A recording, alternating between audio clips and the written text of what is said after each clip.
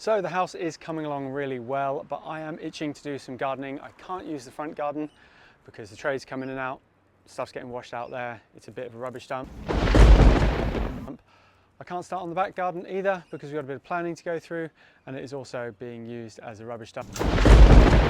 So the only thing I can do is work on this raised garden bed. Now, there are a couple of ways of doing it. I could waterproof the inside of it, then I could fill it with soil. The benefits of that are I would get more soil up there, which is better for long-term health.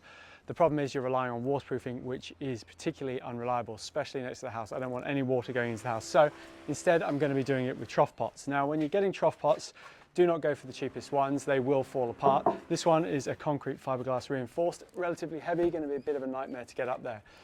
The thing you want is the biggest pot you can fit, because then you get more soil, and you want to make sure you've got drainage. Now that's a pretty big drainage hole in there, but what I'm going to do is take this small plastic grate and place it over each hole. That way I know once I put geotextile fabric, which is this stuff, over the top of it, no soil is going to clog that hole up. I'm then going to stick it on some feet as well, and that means it's going to drain. And that means I'm never going to have to go up there to do anything but to do some pruning. I do not have to worry about this.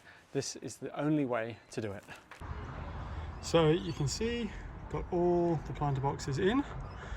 I would love to say that I manhandled them up myself, but it just felt unsafe. So I got the builders to give me a hand. They also helped me get all the potting mix up, or most of the potting mix up. It's now time to get the drainage in and the geofab. Whenever you are planting up a garden bed, it's really important that you set your plants out. First of all, so you can see how it looks, but then also you can consider how they're going to grow. Up here is particularly tricky because it has to be low maintenance, it has to be no maintenance. I want to be able to get up there maybe 4 times a year, take the weeds out. I don't really want to be pruning, so I've selected plants for that.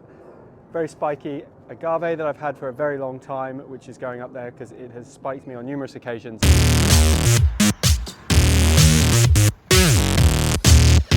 Plants like these senecio, they're going to get up, but they're not going to interfere with the window. We're going to have spilling over plants. This is an absolute cracker. This is a native Wistringer, coastal rosemary. This one's called Low Horizon. It's just going to spill over the edge and just help to soften it.